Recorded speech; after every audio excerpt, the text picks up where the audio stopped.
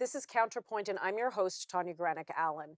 Today, we're taking a hard look at some of the most contentious issues facing Britain.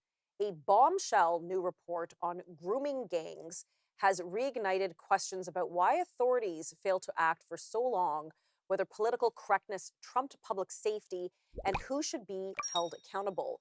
We'll discuss growing concerns about double standards in policing, accusations of two-tier justice, and whether public confidence in Britain's institutions is eroding.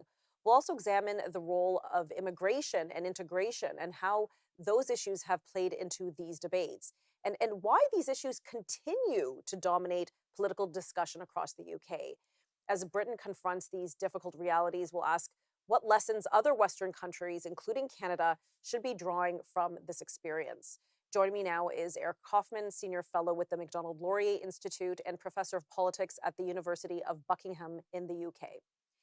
Eric, thank you so much for joining me today. This is going to be a heavy discussion, but it's a very important one, and I really appreciate you coming on to have this discussion because, political correctness and wokeness infestation of institutions and kind of your observations of this through the, I guess, decades is really your wheelhouse. I hope I've introduced you well. That's probably fair.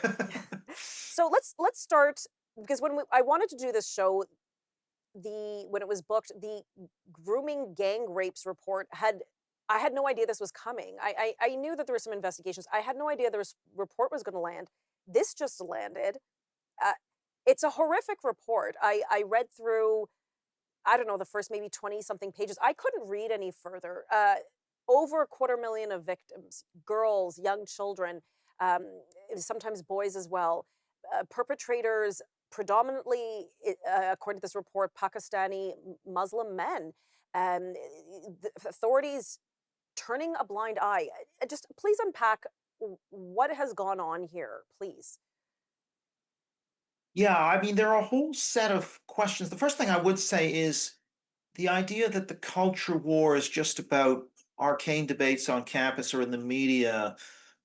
I think this report and a number of other incidents in Britain show why that's simply not the case. So the culture war is about a lot more than just culture, because once you start to not be able to have debates, you get catastrophic public policy failures. Now, the rape gang, the grooming gang inquiry, for example, and there have been a number of different reports, and this was, I think, put out by Restore Britain, and there are a number of different reports. I mean, there is a sort of, people disagree about the scale, but it's undoubtedly the case that in just one particular community, there were something like 1,400 incidents in a sort of a 20-year period from the 90s to the 2010s. And these are generally happening in sort of relatively what we might call Rust Belt post-industrial communities in northern England, such as Rochdale or Bradford or some of these places. And it all depends on how much you extrapolate out from particular incidents to all those communities as to what the total number is. But there's no question this is industrial scale. It's in the thousands. These grooming gangs, what they tend to do is try and make friends with girls or go on dates with them, and then slowly, typically underage or try and sort of draw them in to prostitution. These are typically girls from broken homes or working class backgrounds that tended to be drawn into this. And so what happened was now why was it so concentrated amongst Pakistani Muslims, and in particular Pakistanis from particular parts of Pakistan where there's high cousin marriage, and you have what are known as these biradari, or sort of loyalty networks, family networks, that were involved actually in these grooming gangs. And one of the reasons that it's argued that culture matters, because one of the arguments against this is, well, there are a lot of sex crimes that go on in the country, and most of the perpetrators are white. This may be true for small scale sex crimes, amongst people who know each other. But in terms of organized crime, the Pakistani Muslims are hugely overrepresented.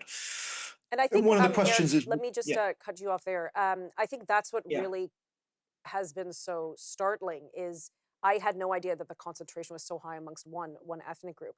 And that's going to bring us to a lot more questions, and hopefully we'll find a few more answers when we return from this commercial break. Please stick around. Welcome back to Counterpoint. I'm joined by Dr. Eric Kaufmann, who's a senior fellow with the Macdonald-Laurier Institute and a professor of politics at the University of Buckingham in the UK. And we're discussing, well, right now we're discussing the recent gang rape grooming report that was released. Earth-shattering, truly. I think a lot of people had suspicions as to what was going on, and there was some concrete evidence, obviously, but to see the numbers is just shocking. So, Eric, again, thank you for being here and the sensitivity in discussing this. Uh, I mean, immediately when I looked at the numbers, I'm thinking, come on, people. When I heard about institution after institution failing these young girls, some as young as 10, 13, um, turning a blind eye, seeing clearly what has happened, seeing, 13-year-olds impregnated, it's a catastrophe. It's a catastrophe. How is this allowed to go on?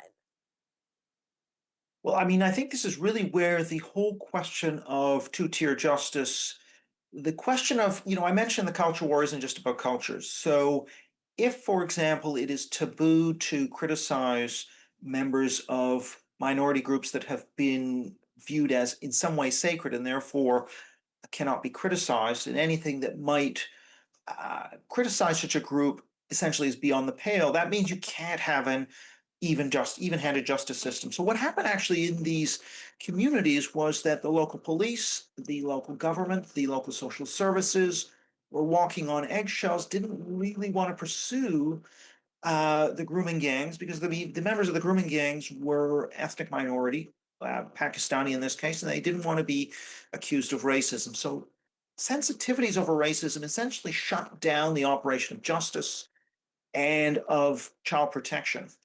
And so this then raises this question, if you imagine a white gang was preying on whether it be white underage children, whether it be minority underage children, I think the supposition is this would have been shut down much, much sooner, and we wouldn't have had the same uh, catastrophe that took place, and hence the charge of two-tier justice, that there isn't a colorblind single standard for all, regardless of race, but actually racial sensitivities and political correctness, what we might call woke, the ancestor to woke, is making it impossible for the justice system and the child protection system to operate properly.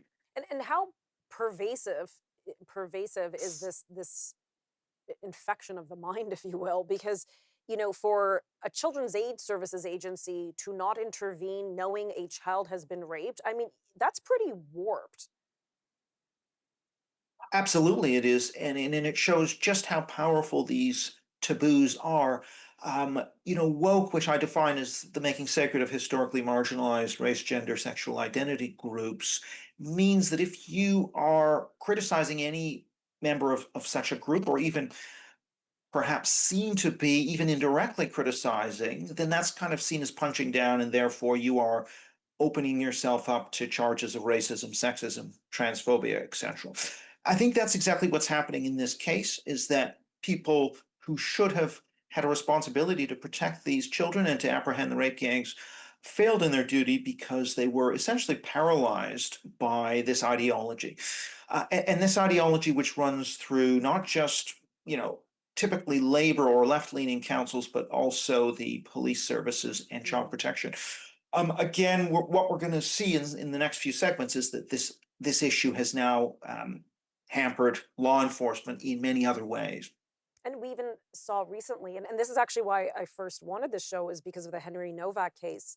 Maybe you could quickly explain to our viewers what happened in that case and why that also has shone a spotlight on two-tier policing. Yeah, exactly the same issue of police being essentially in hock to this ideology of the sacralization of minorities. And so what you saw was, in fact, uh, a young 18-year-old university student who happened to be white, who was stabbed by a 23-year-old Sikh boy who had or man who had an 8-inch dagger, and essentially killed him. The police were called to the scene of the crime. The the murderer claimed that the white kid had racially abused him, which wasn't true. Although there's going to be an inquiry to establish the facts, but the police then didn't pay any attention to the victim of the crime, who was bleeding out, and in fact handcuffed Henry Novak, who was actually the victim, didn't actually investigate or send him to hospital or anything, um, and essentially believed the murderer who had raised the claim of racism. And that kind of shows you how that charge of racism just shuts down the faculties of the police. Okay, we're going to pick this up in just a moment.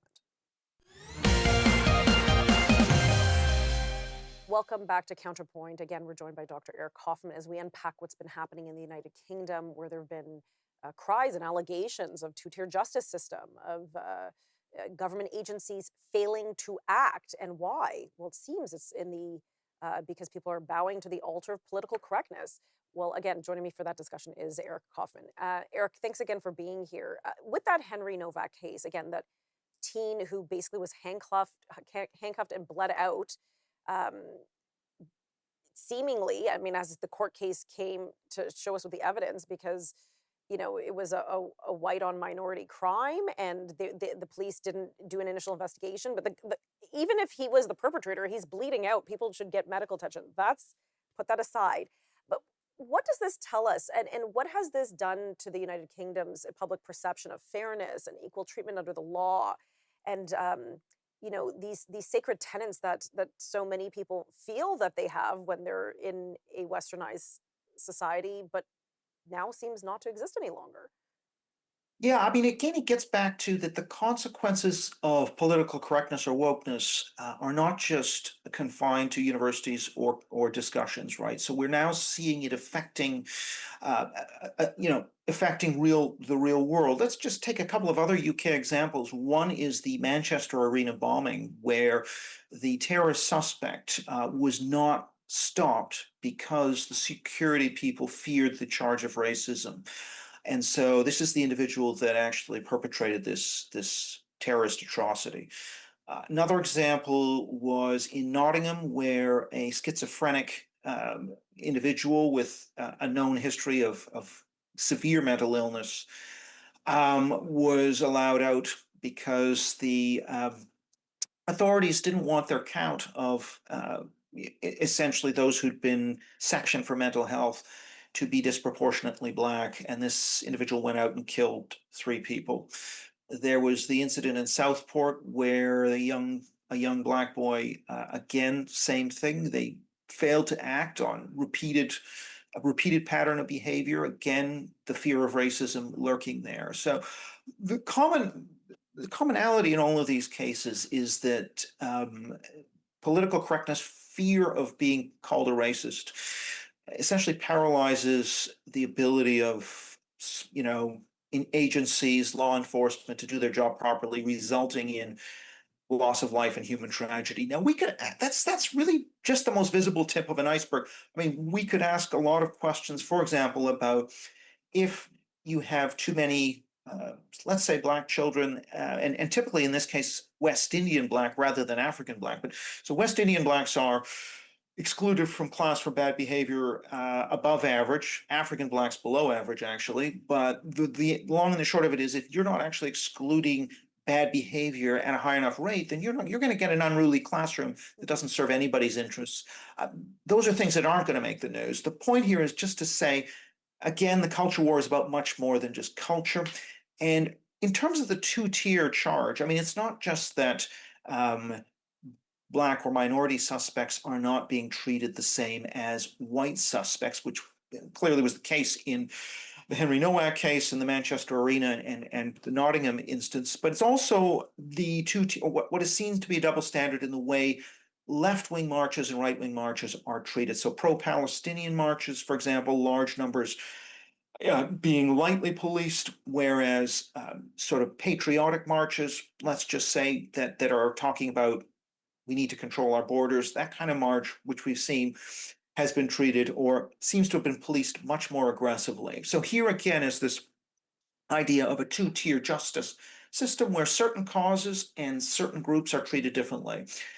it ties together in the sense that there is a common ideology that joins to, arguably links these two together, because the left-wing causes tend to be bound up with so-called anti-racism, including in the pro-Palestine case, and those are part, arguably, of official ideology, and therefore are treated much more leniently. Similarly, in the press, by the way, the press reacts much more, much more strongly when there is a right-wing march than when there's a left-wing march. We only have about 30 seconds to our commercial break, but who's giving these orders? Who is responsible for permeating this politically correct culture? Because I mean, I would assume the police answer to the Minister of Justice. Well, they actually don't. I mean, these agencies are kind of a law unto themselves. They've been captured by woke special interests, by lobby groups, and they function largely outside of politics and outside of democratic control. Wow. Okay, we're going to pick up this discussion in just a moment. Welcome back to CounterPoint. We're wrapping up our discussion on basically political correctness in public institutions, specifically in Britain, in the UK, where we have seen case after case recently expose what seems to be a two-tier justice system, two-tier law enforcement. It's quite shocking. And joining me is Dr. Eric Kaufmann. Eric, again, following on the heels of these high-profile cases that have really laid bare what seems to be two-tier justice, and kind of the infection of political correctness in the public institutions, is Britain ready to have an honest conversation about this? I'm not, well, I think part of Britain is, the British public is. I think the authorities are very reluctant. They were reluctant to hold a national rape gangs inquiry. However, clearly this is going to be differ by politics. So the Reform Party, is the sort of populist right party that is leading in the polls, certainly would want to, they would certainly want to do something about this. I believe the Conservative Party, which is sagging in the polls, I think they would also want to, but I think that the left of center parties, whether Labour, Liberal Democrat, or Green, they're going to want to deflect attention away and try and do as little as possible on this, actually. So that I think they just want to manage this. However, I don't think it is going away, and I think certainly it's playing as a political issue in the election. Well, in what will be the election in 2029 here. Right. We've already seen in what are known as the local elections, there's a wave of local government elections, and we saw the Reform Party get 30% of the vote. We saw Labour absolutely get smashed in thousands of contests. So it's already having a big impact. You may have noticed that Keir Starmer, the British Prime Minister, has stepped down now, and that's because his poll ratings have been in the toilet for a very long time. The switching of voters from Labour to Reform is one reason for that. So there is a consequence.